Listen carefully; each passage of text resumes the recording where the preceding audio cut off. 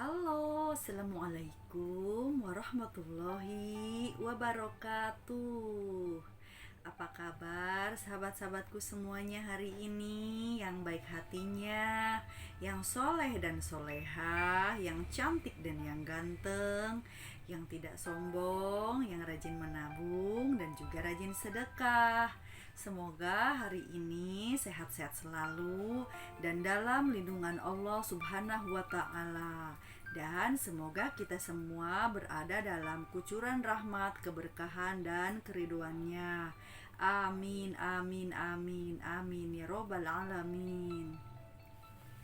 Sahabatku, sekarang saya akan membahas konten yang agak berbeda sedikit ya. Mungkin agak cenderung unik dan tidak umum. Namun buat wawasan saja dan semoga ada manfaatnya gitu ya. Jadi ini tentang perjalanan ruhani ahli wirid, ahli salik, ahli toriko ataupun ahli dzikir ya.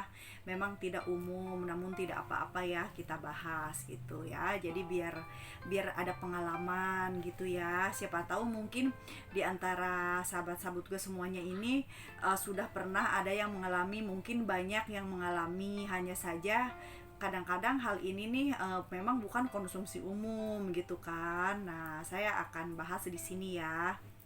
Jadi bahwasannya seorang ahli salik atau ahli toriko atau ahli wirid atau ahli dzikir yang biasanya rajin ngawirid atau rajin zikir ya, zikrullah gitu. Namun dikir tidaknya, maksudnya ingat kepada Allah atau tidaknya, itu wallahu alam, kembali kepada hati kita masing-masing yang tahu jawabannya.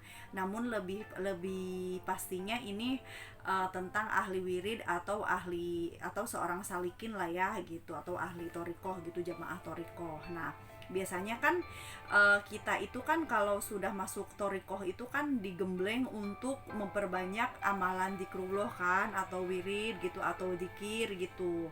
Nah, mungkin banyak yang mengalami namun tidak berani sharing gitu kan. Jadi biasanya gini, nyeritanya dari mana dulu ya. Oke.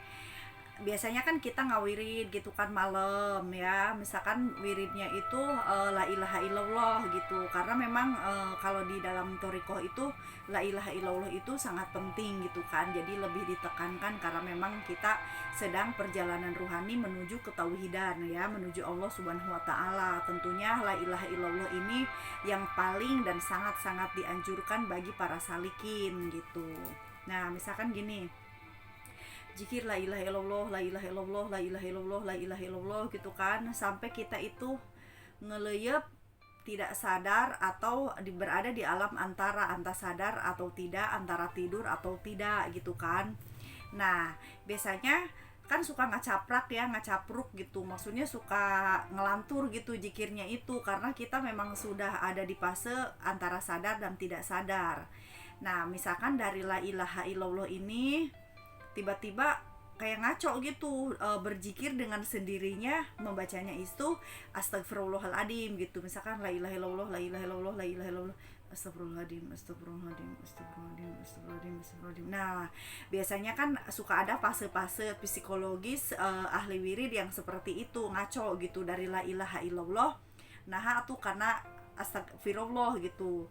Nah, itu teruskan saja. Kalau ada di fase seperti itu, teruskan saja, nggak apa-apa. Biarkan jiwa kita itu jikir ke situ, karena sesungguhnya itu sedang menghajar hawa nafsu yang ada di dalam jiwa kita, yang mana tadi siang kita habis berbuat dosa atau melakukan suatu kesalahan atau kehilafan yang berhubungan dengan hawa nafsu. Mengerti nggak? Misalkan nih, sekali lagi ya, kita dikir la ilaha illallah udah 100, udah 200 atau 300, tiba-tiba ngelantur astagfirullahaladzim, astagfirullahaladzim, astagfirullahaladzim. Nah, kan ke situ gitu kan, ke astagfirullah gitu kan, padahal kita sedang zikir la ilaha illallah. Nah, itu biasanya ada ada hawa nafsu yang tadi siang kita kerjakan atau kita lakukan karena suatu kesalahan atau kehilafan. Nah, biasanya kalau istighfar itu berhubungan dengan dosa iri dengki atau dosa keburukan atau dosa gibah atau gunjingan kepada seseorang. Nah, makanya nafsu kita itu dihajar dengan astagfirullahaladzim gitu. Itu kan la ilaha illallah itu kan kedudukannya itu kan lebih lebih tinggi ya daripada istighfar gitu. Tapi kita udah tinggi malah mundur lagi ke istighfar gitu. Nah, berarti itu biarkan saja secara alami mengalir gitu kan, maksudnya kalau memang tidak sengaja wirid ke istighfar itu nggak apa-apa, jangan dilawan gitu maksudnya. Jadi la ilaha illallah jadi istighfar, ya nggak apa-apa, istighfar aja seterusnya. Nanti kalau misalkan nafsu titik hitam di dalam jiwa kita sudah hilang dengan istighfar itu, dia akan kembali normal membaca la ilaha illallah lagi gitu. Tapi kalau misalkan sampai kita sadar masih istighfar, berarti itu ada dosa atau dosa toksik yang belum kita sadari gitu. Jadi belum, ibaratnya apa ya, kalau dipel itu cucian itu ya, maksudnya nodanya itu belum hilang benar gitu, belum kesikat atau belum kekucek gitu, baru kena bilasan air saja gitu. Jadi makanya biarkan saja mengalir secara alami membaca istighfar. Nah, tentu kalau para salikin mungkin pernah ada di fase-fase ini ya. Nah, terus yang kedua, misalkan kita sedang zikirnya itu istighfar ya, atau sholawat nabi gitu. Tiba-tiba zikirnya ini tengah aja gitu ya, maksudnya sadar nggak sadar tiba-tiba kok jadi la ilaha illallah gitu, padahal zikirnya itu sedang zikir astagfirullah atau sholawat nabi atau apa aja lah gitu, atau asmaul husna yang lain. Namun pada saat di alam antara itu, antara sadar dan tidak sadar atau tidur tidak tidur, kita membaca la ilaha illallah. Nah, itu juga biarkan saja mengalir secara alami, membaca la ilaha illallah, nggak usah dilawan. Nah, itu biasanya tanda-tanda ada dosa kemusyrikan yang tadi siang kita perbuat, atau mungkin yang 3 hari yang lalu, tergantung kita zikir terakhirnya itu kapan gitu kan. Nah, misalkan anak-anak muda kan seneng-seneng sama ramalan ya, kayak ramalan zodiak gitu, misalkan minggu ini misalkan tentang cinta dan keuangan dan karir begini begini begini. Nah, secara tidak sengaja kita membaca di Facebook atau di sosial media yang lainnya gitu, atau di YouTube gitu, kita ngebaca, nyimak gitu kan, secara nggak sadar atau secara nggak langsung, kita itu alam bawah sadar kita itu menyetujui gitu bahwa itu seolah-olah akan terjadi. Nah, biasanya itu kan termasuk syirik khafi ya, syirik khafi gitu. Atau walaupun misalkan bukan dari zodiak, misalkan ada orang yang ngomong apa, saya mimpi loh, mimpi tsunami apa mimpi gempa apa itu, saya takut loh, biasanya saya kalau mimpi suka terjadi. Nah, kita ngedenger, tiba-tiba alam bawah sadar kita itu menyetujui omongan orang itu, yang mana belum tentu kebenarannya gitu kan. Nah, itu kan syirik khafi gitu kan, bahwa kita mempercayai sesuatu yang bakal diprediksikan itu seolah-olah akan terjadi, padahal kan belum tentu terjadi. Kita lupa menyerahkan semua itu, apa yang kita dengar itu lupa kita serahkan kepada Allah, atau lupa mengucap innalillahi wa inna ilaihi rajiun, atau la haula wala quwata illa billahil aliyil adim gitu, atau astagfirullahaladzim, la ilaha illallah gitu, hanya Allah yang maha tahu kebenarannya gitu kan. Kita lupa mengucapkan itu. Nah, makanya malamnya lagi dikir astagfirullahaladzim atau asmaul husna, tiba-tiba ngaconya itu, ngelanturnya itu ke la ilaha illallah, itu biarkan saja.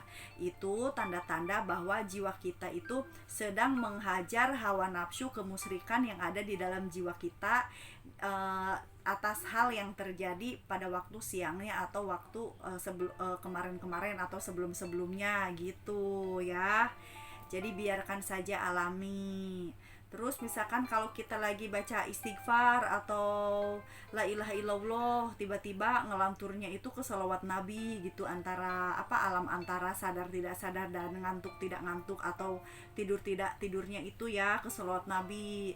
Nah, mungkin di situ kita berhubungan dengan nafsu ketidakpedulian terhadap sesama gitu. Misalkan orang butuh pertolongan, orang membutuhkan nasihat atau bantuan materi dari kita, kita nyuekin orang itu, mengabaikan atau bahkan tidak peduli, atau bahkan masa bodoh lah gitu, gue nggak peduli gitu, atau ada rasa nggak suka gitu karena orang itu ngerepotin terus misalkan. Nah biasanya itu ngelanturnya itu ke sholawat Nabi yang berhubungan dengan sesama gitu loh, yang berhubungan dengan sifat kemanusiaan atau sosialisasi gitu ya, yaitu nanti jiwa kita yang akan tahu gitu, mengoreksi, oh berarti saya tadi siang itu abis dapat salah apa, hilap apa, atau dosa apa gitu, sehingga zikir saya itu ngelantur ke sana. Nah itu biarkan secara alami, karena memang sesungguhnya pada saat zikir ngelantur itu jiwa kita itu sedang menghajar hawa nafsu ya. Jadi itu buat wawasan ya. Segitu saja dulu, nanti kita sambung lagi. Saya mohon maaf kalau ada kesalahan dan kekurangan dalam menyampaikannya. Saya hanya manusia biasa yang belajar dan terus belajar. Ambil baiknya, buang buruknya, dan semoga bermanfaat ya. Minal aidin wal faidin, mohon maaf lahir dan batin. Wassalamualaikum warahmatullahi wabarakatuh. Sehat selalu.